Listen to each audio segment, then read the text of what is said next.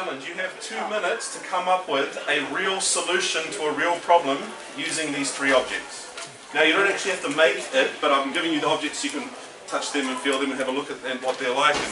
And I want you to come up with a solution to a real problem. Cool? If you can build something from it, even better, but you've only got 2 minutes. Cool. Okay, so here is the first of the 3. Sorry. Okay, so group 1 over here, I'll give you first object. Here's your second object. Or group of objects, I should say. And here's the third. Cool. Okay. Group 2, actually we can do 4 groups. We can do 4 groups, yeah. Group 2, here's first object, here's the second line of objects. Yeah, and here's the third.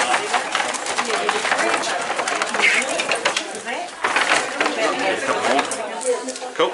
Alright. We'll do maybe another group here. Yeah. Here's your first object.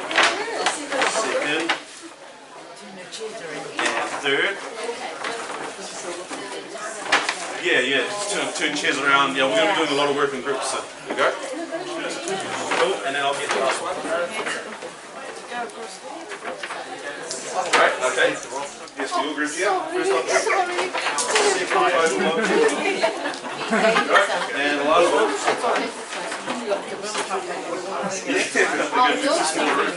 Alright, cool. Alright, I'm going to give you 2 minutes, okay? Your time starts now. What do we do? Come up with a solution. You don't have to make something, but you can if you want. A solution to a real problem using only those 3 concepts. Okay. And if you needed more of it, you have to do a big solution on each piece. On each one, that's fine too, but these are the 3 that you have to work with. That's the thing.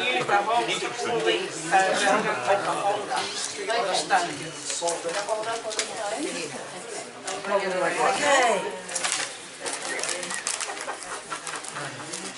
What is the problem? We have a problem with this. Real problem. So we're going to find a solution. Real problem, but like it's not having house solution. Okay. Be creative if you come in with All right. So if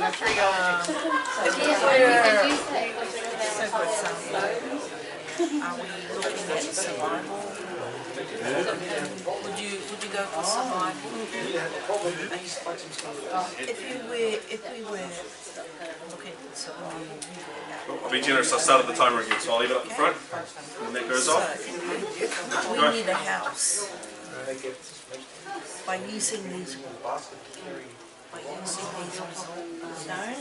resources. That one's going to stay with us forever. This one here, that out of the 3,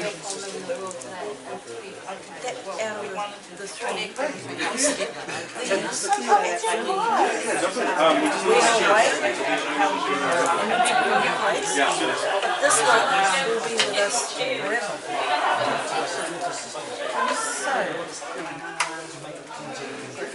How do we construct a house? Got a minute and 15 seconds left. You said I'll construct the house because for free. And that, and this for the foundation. foundation, walls, roof. Yep. Just under a minute. I'd be creative. And also,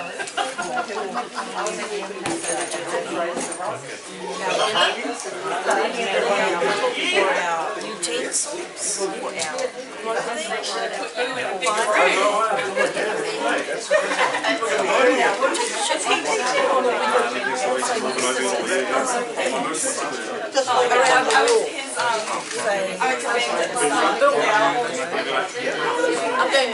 Okay, so what we're doing is we're trying to come up with a solution to a problem using only these objects. And you've got 20 seconds, 20 seconds left. if we gave people coming to this house, we could use this house, we could use this. We're down to our last 10. Sharp. So you got our survival. 3, 2, And then, and finish. Okay.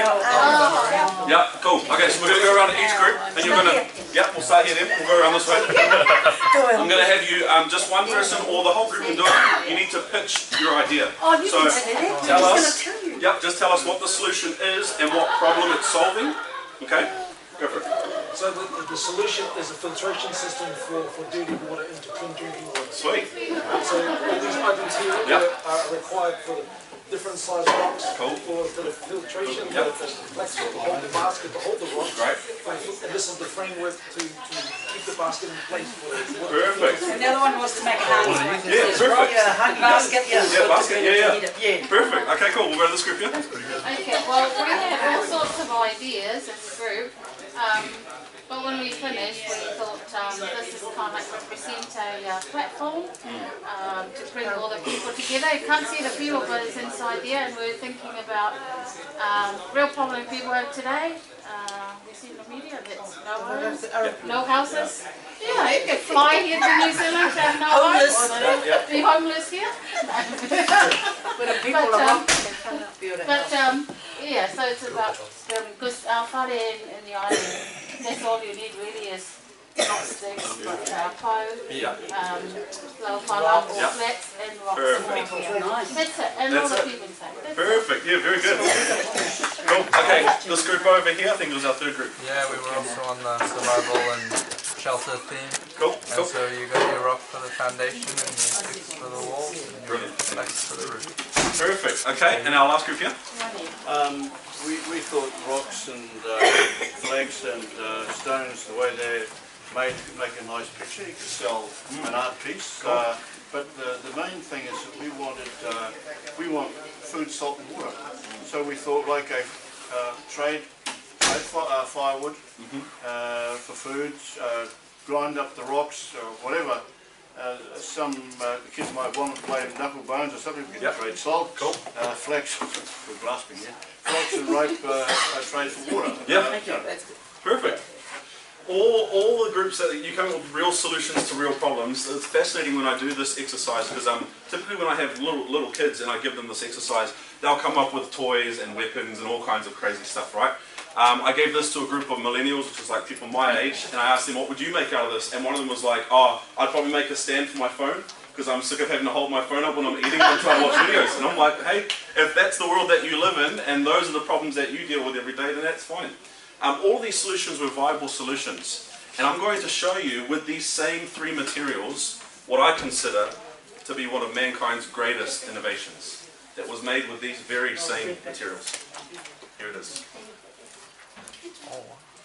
This is a waka, vaka, va'a, depending which part of the Pacific you come from, it's all the same thing. This vessel here brought our Polynesian ancestors across the largest and most dangerous ocean in the world. It was made with the very same materials that you are holding in your hands. And our ancestors were scientists, not traditional scientists as we know them today, ancient scientists. They took those materials and they spent time studying through the power of observation, through trial and error, and through testing different ways to use those materials so they could build what is still regarded today as one of the greatest seafaring vessels mankind has ever known. And the first time I heard the story was actually when I started my business that I'm currently running now.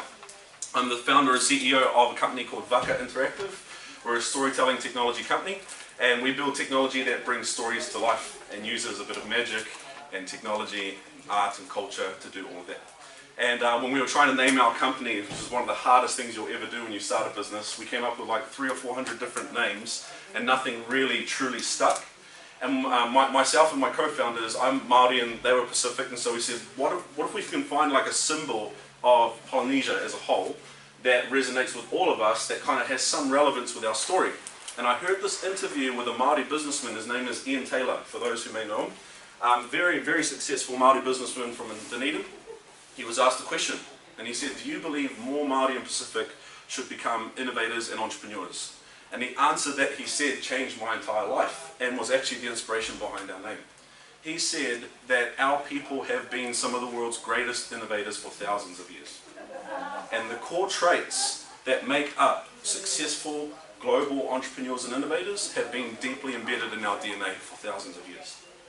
He said we still have evidence of that today when you look at things like the waka. And you look at what it would have taken to, first of all, decide that they were going to sail across the ocean to point in a direction and say, we're going to go there, And I actually did this. I went down to a beach once and I stared out at the ocean and I thought, man, if I was my ancestors and I was about to embark on this journey, I would be so scared, because I was looking at this vast ocean thinking, mate, I could easily die if I have no idea what I'm doing. The thing is that when they started this journey, they didn't really know what they were doing. They had to learn things along the way. And that's what it means to be an innovator.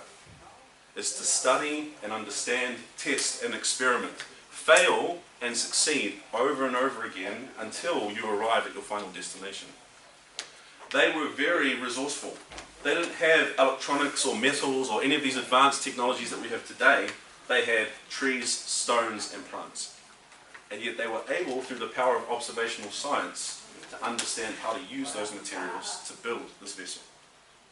They packed enough materials and resources to survive the journey and to be able to create food sources, shelter sources and whatnot when they arrived in their new destinations. And they were able to then understand how to utilize the environment around them and adapt according to that environment, such as reading the stars as their map, understanding wind currents and ocean currents, understanding the different types of birds and how they migrate. So when they saw birds flying in a certain direction, they knew exactly what that meant. All of these things they did, and it enabled them to pull off one of the most dangerous journeys that I think I've ever come to know in my own life, sailing the Pacific Ocean. And so when I think about my ancestors and I think about what that means today, my team and I realize that our business is kind of like a waka or a baka. We don't have a lot of money when we started off. We didn't really know what we were doing, but we figured we could probably learn along the way if we just tested things along the way. If we used the internet, if we used mentors, there was some way of getting that knowledge. And so for us, our company was the Vaka, and hence the name Vaka. And so I'm going to show you a little bit of what we do. This is our logo, and this is a snippet of the technology we developed.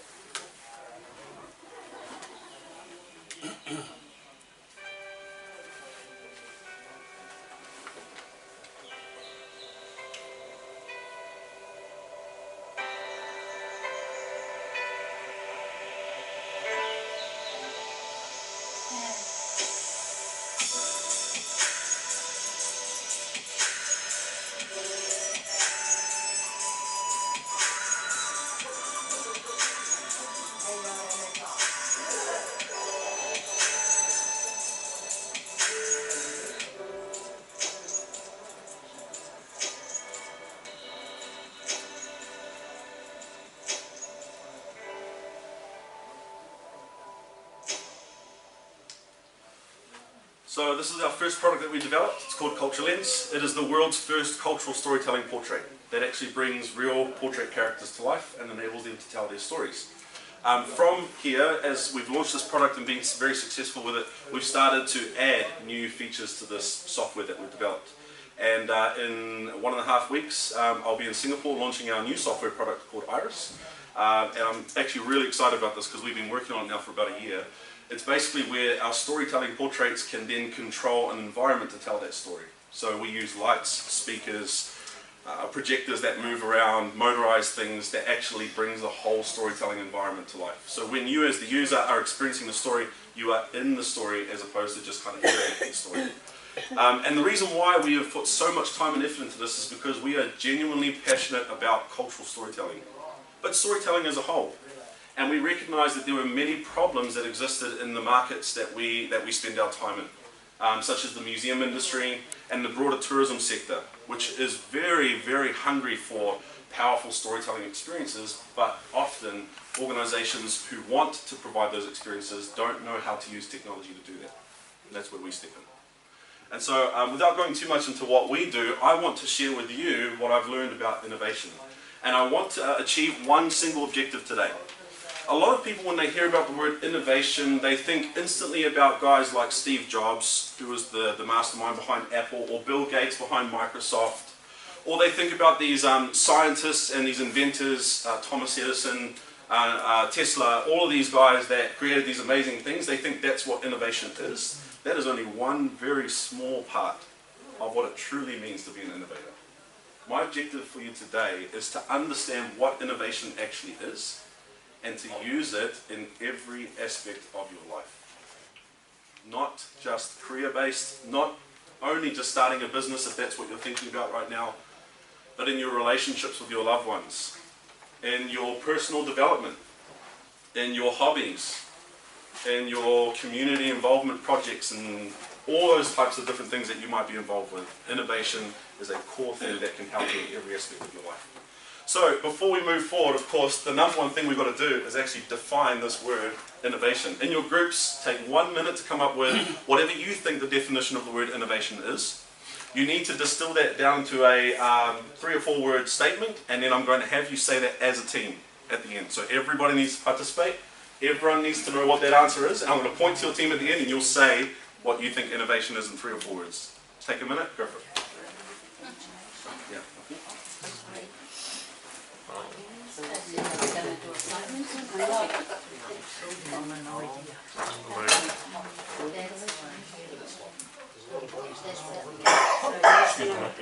I think it's developing new ideas. Yeah. What we know, what somebody else knows, Yeah. using just increasing that knowledge. What's changed? Do you want to bring that one up? Yeah, developing new ideas. That's definitely part of it. So we've got to condense that thought down to like 3 or 4 words that we can all say at the same time. I was thinking something like the best solution. Like if you're 100% successful as an innovator, like you've done all that improvement, and so you've ended up finding the most efficient way of doing something, or the best. I'll write those ones as well. So what's the 3 words? So develop. Interesting. Appealing. Yeah. Somebody. 30 seconds left. Come up with A new solution. Yeah, a new solution, yeah. well, it's all emotional. Selling is emotional. Developing ideas to make it. Cool. 15 seconds left. So a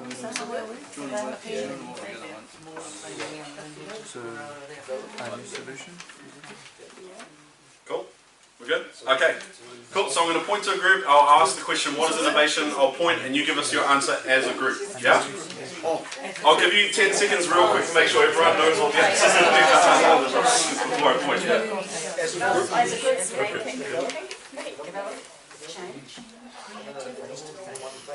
it doesn't have to be one idea.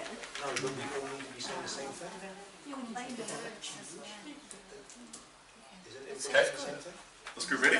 Are we ready? I think we have to say 4 words. Do we say 3 or 4. It's just a statement by you. Okay, so we'll just say that whole statement. Go. Developing ideas to make and create. Nice. Okay, so developing Ideas ideas. to make and create. Yeah, some really good words in there. Developing ideas to make and create. I'm going to do those involved. Yeah.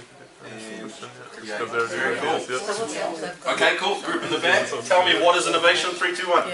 A new solution. Nice. Okay. Good words. A new, underline that one, solution. Yeah, awesome. This group here, what is innovation? 3, 2, 1. Building on an idea. Ooh, I like that. Good choice of words. Building on an idea. I'm going to highlight the word idea. Great. And this team, our last team, what is innovation? 3, 2, 1. Solving problems through change. Ooh. Nice. Solving problems through change. I'm going to highlight the word change here. Very, very good.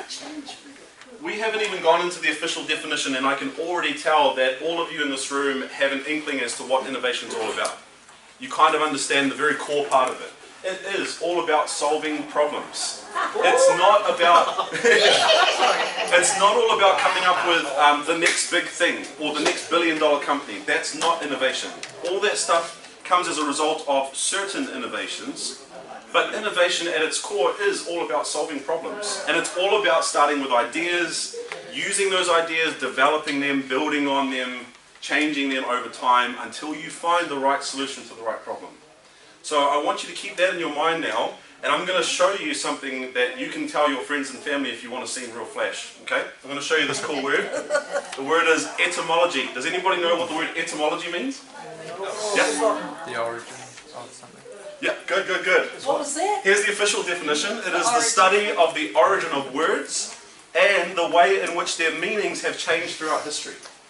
So etymologists spend a lot of time reading ancient texts to try and understand where did this word that we use in English or in Samoan or in Tongan or in Chinese, whatever it is, where did it start and how do we actually end up with using that word today? And languages are always evolving, right? You take the word selfie didn't exist 30, 40 years ago as a word, and now you can officially find it in the dictionary. How crazy is that? It's an actual word now, right? And so words, they develop over time.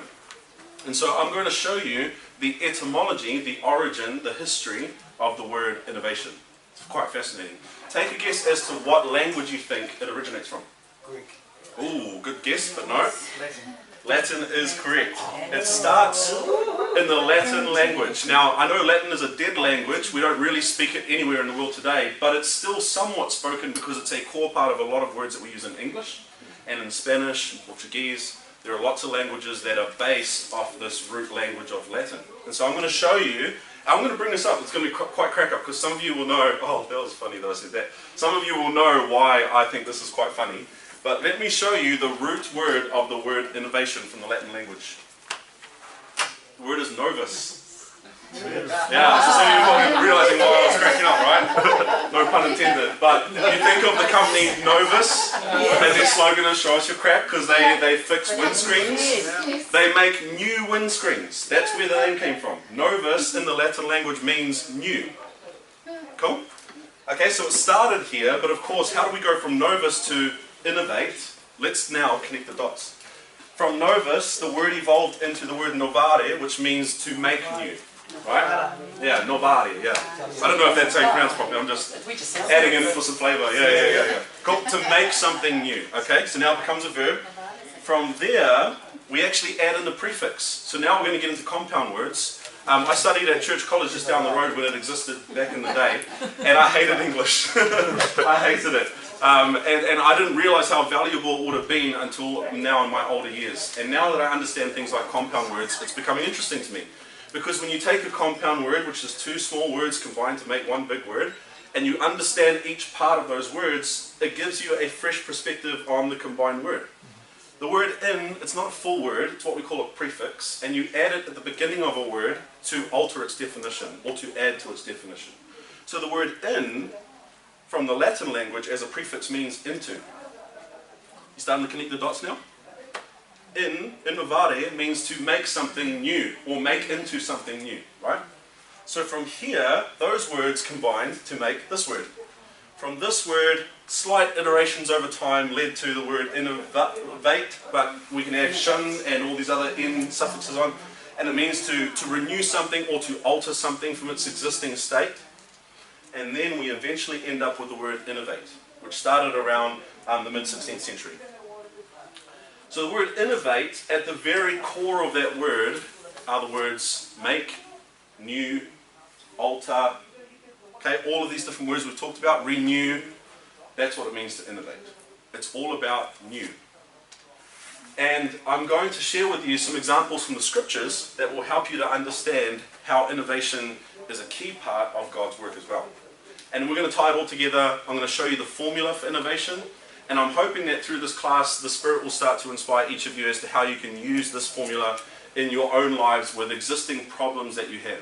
Before we move forward, that's actually what I want you to do right now. On your pads, paper, notes, phone, I want you to write down a core problem that you're experiencing right now in your life. A burning problem that maybe you've been trying to find a solution to. Maybe you've attempted multiple solutions, nothing's truly worked. I want you to write that problem down now. And I want you to make that problem the focus of this workshop. What I'm going to show you can apply to all problems, but for the sake of being able to really grasp the formula I'm going to show you today, I want you to focus in on that problem. Cool, so take about 20 seconds or so to write that down.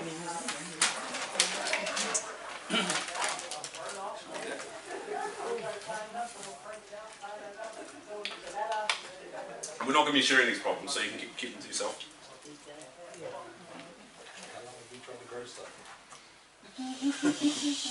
Cool. Okay, so I can see we're all kind of finishing up on that now. Now remember, once you've set this problem down on paper, keep that in the forefront of your mind as you're listening to the things that we're talking about today. And ask yourself a very simple question. How can I use what I'm learning about innovation to help solve this problem? Because innovation is all about solving problems. So we're going to tie two and two together, and hopefully you'll leave inspired with a rush of desire to go ahead and try something new to solve this problem that you've got. Alright, so just a reminder, as we've discussed, the word innovate, to innovate, means to create new solutions to existing problems.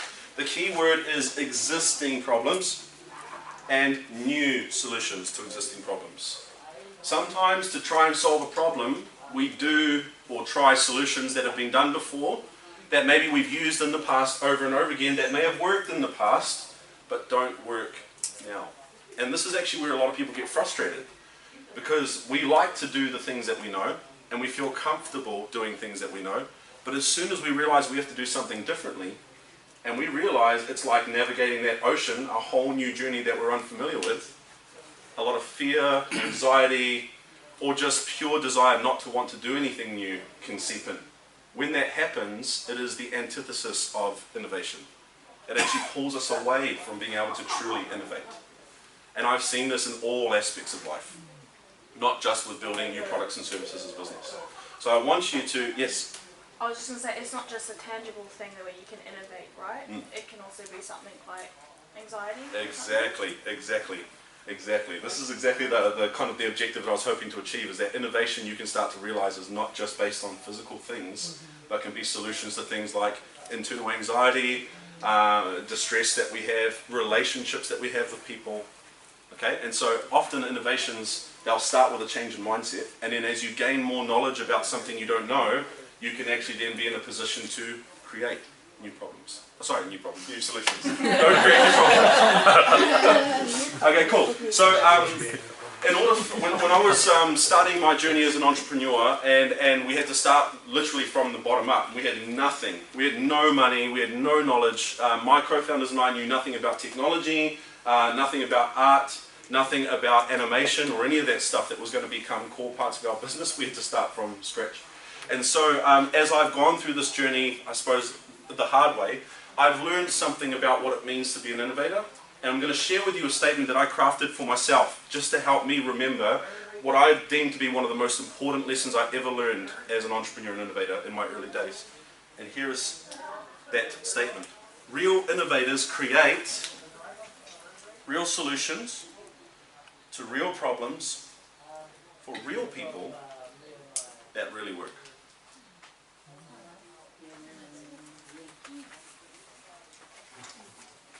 Okay, so real innovators, the ones who actually do create innovations that do good things, create real solutions to real problems for real people that really work.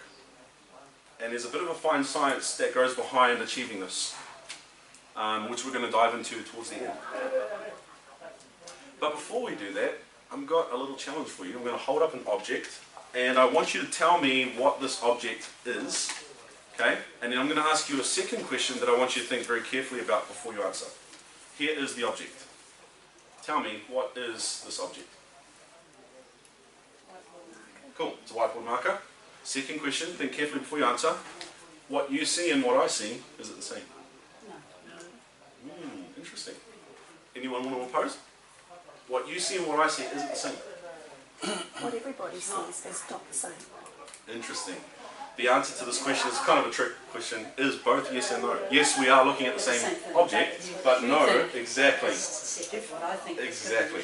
You see one side of it and I see the other side of it. You see another side that he can't see, and you see a side that they can't see. And so as we're looking at this one thing from different angles and perspectives, we only have a limited perspective of this thing. Do any of you remember when he was President Uchtdorf, he gave a talk about truth. And at the beginning of this talk, he told a story about an elephant and 3 blind men who were trying to describe the elephant. Yeah, that's it. They were all touching different parts of the elephant, and they were only describing what they were actually touching. One was touching the trunk, one was touching the legs. And so the one touching the legs was like, yeah, it's a big tree. I can feel it. It's a really huge tree. I was like, tree, you're crazy, it's a snake. I can feel it in my hands, it's a snake, right? And so as they only had a limited perspective, what they thought it was totally opposite from what it really was. Now in this case, we can all see that it's the same thing. This is a small object that we can all see. But liken this to a complex problem. Whether that problem is a relationship-based problem, whether it's a real problem that you're trying to develop a solution for as a new business, whether it's an internal problem that you suffer from like anxiety and depression. Imagine this as a problem. Now if you think about what we've accomplished through this object lesson, you'll start to see where I'm going with this. Is that in order for us to truly create real solutions to real problems, we actually have to understand the full complexity and depth of the problem. And the only way you can do that is to look at it from as many different perspectives and angles as possible. Now, in this case, none of you have control over this pen, right? Sometimes we don't have the ability to fully control what we can see for that problem. Sometimes we have to rely on others who have a bit more control over this problem to share their insights with us. But often, especially if it's an internal problem that we struggle with, we don't like to open up to others and ask for help. And so we try and solve it ourselves, and we get frustrated, and we go into this cycle of failure after failure, trying to solve the problem that we only have one side to. This is where innovation gets real interesting, because the more you can understand multiple perspectives of that problem, the clearer and more confident you become in creating a real solution to that problem. And that's where things get truly exciting. I actually believe that the key to inspiring somebody with confidence is to help them see a vision. So if it's to create a solution, the way that you motivate someone to create that solution is to help them see a vision for that solution and how to create that solution. But you can't do that if that person doesn't understand the problem or enough of the problem to be able to create a solution. Okay, so keep that all in mind. We're now going to take a look in the scriptures. God is the perfect innovator. He's perfect in all things, but today I'm going to focus specifically on how God is the perfect innovator. Now remember, an innovator is one who creates real solutions to real problems. Even though God is perfect, he still has problems. Every single living being, including the most perfect one of all, has problems. And God is often trying to solve those problems through us. And so we're going to take a look at the scriptures on one of many, many, many examples where he used his ability to solve a problem through one of his prophets. And in my perspective, when I look at the Book of Mormon, I believe that one of the greatest innovators from the Book of Mormon, they're all great, but in my personal opinion, is Nephi. And the story around Nephi and his family in those early days. And so I'm going to take a look now at this image. We've all seen this image before. Whoops, not black, this image. Okay, tell me this scenario, let's set the context. What is happening in this photo? What's painting? Yep, that is. Yep, so they live in Jerusalem. We all kind of know the beginning of the story, right? Wicked as, and the Lord had told him that it was going to be destroyed. He didn't tell him when, he didn't tell him how, he just said it's going to be destroyed. And you need to get out of there. So what is the problem? If we were to identify this problem in one statement, what was the problem? Destruction. Because of sin, right? The solution was not for Lehi to stay there and try and convert everyone back to the gospel and help them repent, because the Lord knew that they weren't going to do that. So there was a different solution in mind. What was the solution that the Lord inspired Lehi to pursue? Yeah, get out of there and go to the promised land. Now here's the interesting thing. The Lord did not tell him exactly where the promised land was. He didn't make a magical map float down from the heavens and show him, you are here, here's your solution, the destination you're going to. All he said was, the solution is a place called the promised land. You need to get out of there because I'm going to get you to the solution, the promised land, but you're going to have to follow me along the way. This is where we start to see God's work as an innovator. Okay, so remember the problem was Jerusalem being destroyed. Lehi and his family need to get out of there. Solution was promised land. Cool. So we've identified what the problem was. Whoops. We've identified what the goal was. Now let's take a look in the scriptures. So we're going to turn to 1 Nephi 17, 4 through 6. You can either use the screen, or if you want to bring it up and add your own notes to your scriptures, you can do that too. And at this point, they've already left Jerusalem. Okay, Lehi and his family have left. Ishmael, they've gone back and got an Ishmael. They've got the plates from Laban. All of that's already happened. And they've been going around for quite a while, and now we're going to step into the story and read verse 4. So let's just have Aldo, can you read verse 4 for us? We did sojourn for the space of many years, even 8 years in the wilderness. Okay, so it's been 8 years since they left Jerusalem, wandering around in the wilderness, trying to find this promised land. And we already know that up until this point, the Leahona was given to Lehi and his family, and they figured out that it worked based on faith, and they've been following the Leahona as far as they were faithful. Okay, then we look at verse 5, where it says, and we did come to the land which we called Bountiful. Fun fact, by the way, there is a group of archaeologists right now in Yemen, the country of Yemen, who believe that they've actually found the place of Bountiful. So if you want to know more about that, go Google it and look up. It's pretty cool. They're all from BYU, archaeology professors. Yeah. All right, cool. Okay, so because it is much fruit and also wild honey, and all these things were prepared of the Lord, that we might not perish. And we beheld the sea, which we called Ariantum, which being interpreted as many waters. So they've come to this point where they've been going through a lot of trials and afflictions. Their wives were bearing children in the wilderness while they were trying to move, right? So imagine going for a mega long hike for 8 years and having to pump kids out while you're going around for 8 years with tents and all of that kind of stuff, having to hunt for your food along the way. Tough living. But now they've arrived at the sea, and it's beautiful, and there's lots of good stuff there. Fruit and honey and all kinds of amazing things. And so they've settled. Cool? You want to read verse 6 for us? Yep. And it came to pass that we did pitch our tents by the seashore, and notwithstanding we had suffered many afflictions and much difficulty, yea, even so much that we cannot write them all. We were exceedingly rejoiced when we came to the seashore, and we called the place Bountiful because of its much fruit. Has anybody had the experience where life gets so crazy and busy that even though you're trying to follow the Spirit, you feel like you can't hear the Spirit's direction? And you feel like your life is just going around all over the place, or you're going in circles? That's actually what happened with Lehi and his family. So remember, they had the Leahona, they were being faithful from time to time, and certain members like Nephi was always faithful, we know that.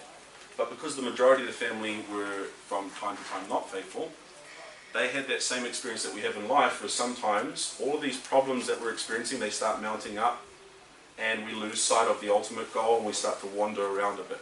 I've been through that many times in my own life, as we all have. At this point, however, they finally come through most of those problem phases, and they found a really good place to settle. So of course what they're going to do, right, is pitch their tents, Of course they're going to pitch their tents by the seashore, and they're going to camp out a bit. And they're going to hang out a bit, and they're going to eat some honey and some fruit, and probably go for a fish and a dive, and have some fun. And it's cool to see the new Book of Mormon videos that the church has brought out, because they just released very recently the video on this event. And it shows, although we don't have it word for word in the scriptures, it shows how uncomfortable they were living in that lifestyle. Right? Now, the interesting thing I've highlighted another part is this part where it says, we were exceedingly rejoiced when we came to the seashore. Question, had they arrived at their destination? No. This was not the end goal. So take a look at this journey so far. The problem we identified was Jerusalem was going to be destroyed. The Lord said, get out of there. I'm taking you to the promised land, which is the end goal. That's the big solution here. They wandered around for 8 years because they weren't as diligent as they should have been, and they ended up at this real comfortable place, and they settled. Right? The Lord knew that wasn't good enough. He allowed them to rest for a time, and I think that he did that out of his own generosity, because he knew that his children just needed a bit of a break before they could push forward. I've learned this in my own life, that sometimes the Lord gives us breaks because we do need to rest. It's called the Sabbath day. And if we use that day properly, then we don't end up walking around in the wilderness for 8 years, right? I've learned this the hard way so many times. Okay, I'm still learning that lesson. Cool. Okay, so they did not achieve their goal, as we identified. But now we're going to read on and see what happened. Cool. Let's have a volunteer read this verse for us. Anyone? It'll be 7. And it came to pass that after I, Nephi, had been in the land of Bountiful for the space of many days, the voice of the Lord came unto me, saying, Arise, and get thee into the mountain. And it came to pass that I arose and went up into the mountain, and I cried unto the Lord. Remember how we talked about perspective before? And how sometimes, in order to understand what the problem really is, you've got to see it from different perspectives. Or sometimes, can you hold this for me? Sometimes you have to take a step back in order to see more of the problem. I highlighted what I felt was one of the most interesting parts of this verse, which is this part. The Lord said, arise, and then he told him to go to the mountain. Now, we know that part of the reason why is because the mountain in those days was considered pretty much like the temple, and it was even physically, the idea of it being physically kind of closer to God in the heavens meant that somebody could remove themselves from the world to be closer to God.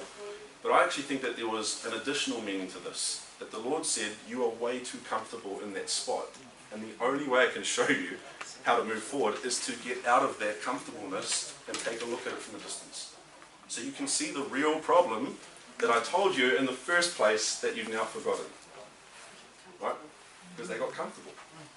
And so Nephi went to the mountain, communed with the Lord, and let's see what happened.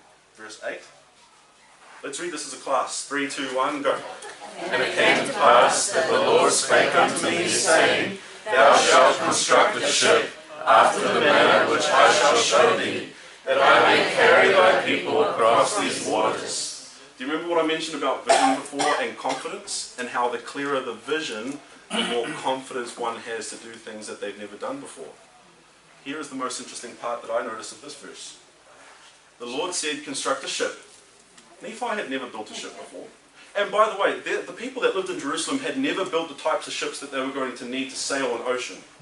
They didn't have ocean where they were. They built smaller boats that were used for fishing, or canoes used to go up and down rivers. They had the Dead Sea and some of those other places, but they were seas. They were small bodies of water compared to an ocean. And the types of storms that they would face on the ocean and the environment they would be in, very different from what they were used to. So even though Nephi probably knew what the word ship meant and had seen a ship in his mind, he had never seen a ship like the one the Lord was going to show him. Because he didn't have the capability. The crazy thing is, when I read this verse, I think of myself straight away when I started my company, and I knew from the first day that I had no idea what I was doing. I didn't know how to code or write any kind of software code. I didn't know any of that, and we had to learn along the way, but I liken myself to Nephi here because Nephi did something very important right off the bat. As soon as the Lord said, I want you to build a ship, one of the most interesting things that he says, it's actually a doing word, a verb, right? Is the word show. Now show is likened to look, see, perspective. We talked about identifying perspectives and how when you have the right perspective, the right vision, the confidence comes with that. Well, imagine getting that vision directly from the Lord, which all of us have had from time to time with different aspects of our lives. When the Lord gives you a clear vision and you can see that vision, maybe not every little detail, but enough, the faith that it takes to move and to pull off things that you've never pulled off before is there. The faith to become something new, to develop new knowledge, it comes with the vision as a natural consequence. Right? So, I want you to bear this in mind now, because as we move forward, look at how Nephi responds to the Lord. Nephi says, Lord, whither shall I go that I may find ore to molten, that I may make tools to construct the ship after the manner which thou hast shown unto me? Why do you think he asked for the ore to make the tools first, before saying, just give me all the materials that I need and I'll make it? Give me the parts pre-cut and I'll fit them together. Prefabricated, right? The Lord didn't work that way. Yeah, exactly. The Lord didn't work that way. So Exactly, yes. I like that even though he didn't know every answer for the whole boat, Yeah. he did know that he would need tools. That's and exactly he knew how it. to make those. That's exactly So he was asking, okay, well, I know I need to do this. Help me do this, and then we'll go from there. Perfect. Innovators use tools, right? Now we can have physical tools that we'll use for different things when we're building innovations, sure. But there can be other types of tools, non-physical tools, intangible tools, that allow us to unlock innovation. Yeah, we're going to talk about those very soon. But I felt like this was interesting. Because in verse 10, right, it came to pass the Lord told me whither I should go to find ore that I might make tools. Now I'm going to assume that Nephi knew how to make tools. He'd probably done that before. Or he may have had others in the family that knew how to do that. So he was probably able to go and get that knowledge from them. Because he didn't ask how to make the tools, which I thought was interesting. So he already had that knowledge. He had to build on the knowledge that he did have. Yeah? Moving on. Look at the parts that I've highlighted here. First, whither shall I go? Where do I need to go to find the ore? So he got told where to go. So he could make tools. Once again, to build the ship that thou hast shown unto me. Referring back to the perspective or the vision the Lord gave. of this solution to this problem. And as a result, he was able to build this ship. Now we knew that he went through a bit of hardships through that with his brothers, and he had to shock them, and family dramas as it normally happens. But he eventually built the ship, and they even had dramas sailing on that ship, right? Drama after drama, man. I thought my family was complicated. This fellow's family, man, crazy. But they eventually got to this promised land. They reached their end goal, and then the Lord said, "Great, you fixed this problem, you solved it. Now I've got a new problem for you to solve, right?" Etc. etc. Okay, cool. So we're going to take all of this stuff, and if you start looking through the scriptures for examples of innovation, you'll see it everywhere. You can also see it with Nephi in other circumstances, like when his bow broke, and he had to innovate and develop a new bow to solve the problem of providing food for his family. You take a look at it with the brother of Jared and what had to happen with the lights for the barges. There are tons of examples. Even during the war times of the Nephites and the Lamanites, the Lord inspired Captain Moroni to dig trenches and to do other things that would innovate their strategy to win, for the purpose of solving the problem of defending their lands and their people. Right? It's all about solving problems. Okay, so here is the golden question then. How do we actually innovate? What I want you to do is, in groups, I just want you to start assuming what you think this kind of process is. Open up the floor, let's go for 5 minutes, we've got time, and start to discuss what do you think it means, or how do you think we actually innovate? What's that process like? Go for it. First step is ideas, yeah. Brainstorm ideas. Yeah. Identify a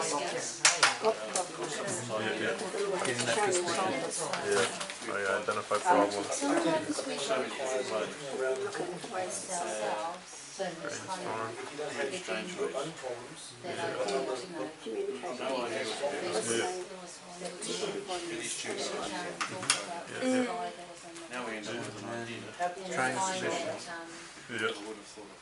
If I had to put in the work for the tools.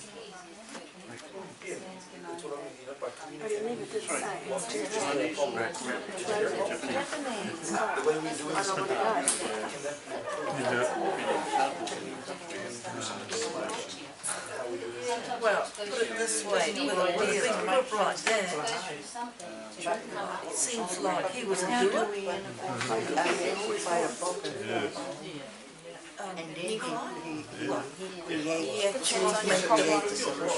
He made the first move. The others okay, cool. Wrap up the time. Sorry, I thought we had like 12 minutes. We've got 2 minutes. Okay, cool. Okay, good. So, I wish I had time to hear some of the answers, but we're going to have to move forward. Okay, so here is the formula. Now, this formula I learned, aside from running my business and what I do, I've been very fortunate to be involved in the innovation sector as a whole throughout New Zealand. And so I put on a lot of workshops around the country for high school students and corporates and government organisations to teach them innovation, especially when they're still stuck in their ways and they're not really solving real problems as they should be. Cool? So I've learned this formula over and over again through both my business and the wider work that I do in the innovation sector. And here is the formula. The formula is 4 steps.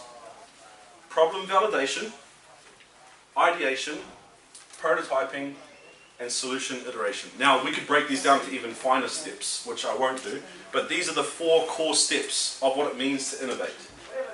In a business sense, you would follow these 4 steps to develop what we call either a proof of concept or an MVP, which is a minimal viable product, or an MVS, a minimal viable service if you're a service-based business. And when you get to that point, then you can basically start selling to customers, and you can scale that up and sell to more customers and blah, blah, blah. a minimum what, sorry? A minimum viable product. It's a product that can actually solve the needs of your customers, yeah? But it's the bare minimum that you need to solve that problem, not the perfect solution that you've got in your mind from day one. Yeah. Cool? Okay, so I'm going to quickly define each of these. Now remember, as I'm defining these, I want you to keep that problem you wrote down in the forefront of your mind and start to ask yourself questions around, where am I at in this formula with this current problem? Here we go. First and foremost is problem validation. Okay? To validate means to fully recognize, establish, or understand something. Okay? So the word validate by itself, or the validation part, okay, means this. It means to prove it, to know for sure, 100% non-assumption based, I know what this problem is. and I know enough detail about it that I understand the problem that I think I can come up with a solution. Cool? I'll give you an example, and this can be applied to all types of relationships in general, but often one of the most core problems that exist with relationships is a breakdown of trust. But if you say, oh, I know what the problem is, I validate it, it's trust, that's not enough. That's like saying, oh yeah, this is a whiteboard marker, but I haven't spent enough time studying the details of that to truly understand what it's all about. Okay, so to validate a problem is more than just knowing what the problem is in one word. It's exploring that problem, and the most important thing is asking yourself the core reason why it exists. What has caused this problem at the very core to exist? If you want to chop down a tree, you can do that branch by branch, but the quickest way to chop the tree down is right at the base, right? If you want to eliminate a problem, the quickest way to do it is to chop it at the base. But if you think this branch up here is the base, and you spend all your time chopping one branch off after another, you take way too long to chop the tree down. And if it's a big tree, you get frustrated and you give up, and it still exists. So figure out what the base of the problem is. What is the core reason the problem exists? And validate that. If that means you've got to go to other people and ask for their input and their perspectives to know if what you're thinking is right, you've got to do that.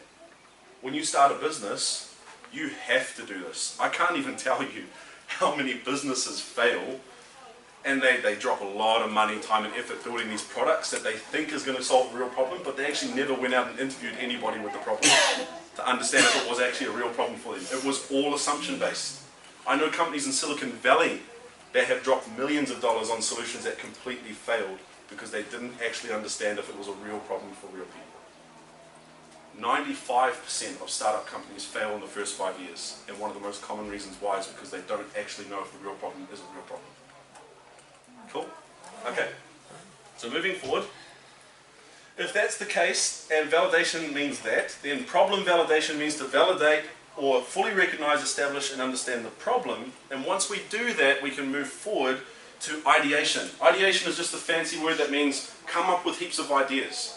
No idea is a bad idea at this stage. Okay? Even though it may seem stupid, some of the ideas you come up with, you put them all down. This is kind of where you do the brainstorming stuff. You chuck them all up on a big board or on your computer, whatever you want to do. And as you put all these ideas out, then once you've got them all out, you filter those ideas down until you find what you think is the most viable. Keyword is viable. Who can tell me what the word viable means? Workable. Workable, yeah, it's doable. You can definitely pull it off. Yeah. Even if you don't have all the knowledge on how to do it, you could find that knowledge somehow. It's potentially viable. Okay? So ideation, go out big, distill into one. And the way that you do that is different. I can't give you a golden formula for that because there's really no golden formula for how you find the perfect idea. If there was, then everybody would be starting their own companies all over the place, and yeah, everyone would be entrepreneur. So I can tell you now that ideation is one of the trickiest parts because you've got to be very careful with how you assess the different ideas. But the key is, will this idea work? Will I have enough money to pull it off? If not, could I find enough money to pull it off? And how would I do that? You weigh all these things up, and then you'll start to realize, well, that's not going to work, that's not going to work, and you'll settle on that problem. Cool? So ideation, as I put here, is the process of creating ideas for fit for purpose, meaning it's actually an idea that's going to solve the real problem. And then from there we go into prototyping. Now, when we think about the word prototype, often we think of these like janky setups of these like little products, and somebody's put like a couple of toothpicks together and kind of taken this MacGyver approach to like building this solution, which can be the case if you're building an actual product. But prototyping also applies to developing solutions for internal problems that you have for yourself. Maybe you want to prototype or test a new routine or a habit that you're going to try in your life to help you eliminate a problem like anxiety or depression. Right? Prototyping is, by definition, the first functional version of your solution. It does not have to solve the whole problem. It just has to solve part of it. You don't need all the money in the world to build a prototype. Cool? Our first prototype for our talking portraits was literally, we got a computer screen, we chucked a $20 op-shop frame over the top of it, and we Skype called in somebody from the other side and had them pretend like they were a portrait character. And we wanted to test that experience. It cost us all of 20 bucks. Right? Once we knew that was going to work in theory, we started building the proper version, which we dropped a lot of money on. Cool? I'm not even going to tell you how much. It still hurts every time I think about it. Cool. Then once you've done all this and you've got a successful prototype, and you're like, hey, this has actually started to work, then you go into what we call solution iteration. Okay? Now the word iterate means to create new versions that are slightly better or slightly improve upon the last. You don't have to solve every aspect of that prototype and say it's got to all be perfect before I can test it. You take one key part of it and you say, I'm going to make this one part better, and then you test again. And if that works, perfect, tick that off the box, then improve a new part of it. As you iterate slowly, piece by piece, eventually you will arrive at the point where you've got a perfect solution. Now, sometimes this happens overnight, sometimes this takes years, but the point is, don't try and come up with the perfect solution from the get-go. Because you'll want to bang your head on the wall when you get frustrated, like, I can't think of the perfect solution. You're not supposed to. You're only supposed to start with what barely works, and then you slowly build upon it. And the Lord works that way. Yeah, He works that way with us. It's a line upon line, precept upon precept, iteration upon iteration based principle. Okay, so to finish up, I'm going to extend a challenge to you. That problem that you wrote down, today when you have quiet time tonight before you go to bed, I want you to take a look at the formula and ask yourselves, where am I at right now? Do I actually feel like I understand the problem enough in detail? If the answer is yes, okay, cool, let's move to the next one. Have I come up with enough ideas? Have I even thought outside the box on this? Or have I been trying the same things over and over that aren't yielding the results I want? If the answer is yes, and I feel like I've got a different idea that I want to test out, make a prototype. If that's a physical prototype, perfect. If it's testing a new habit or a new routine, or designing something on paper, prototyping on paper, do it. Test it out and iterate. But do this prayerfully. The key part is to ensure that you always go to the Lord for help. Because the Lord will reveal things to you that will help you to find that next iteration. Or that will help you to discern through all the different ideas you have what the right idea is. I promise you He will do that. Because He made me into an entrepreneur when I didn't even think I was ever going to be one. And now I'm running a tech company which I never thought I would ever run. He can make you into something that you can't see. He can solve the problems that you have.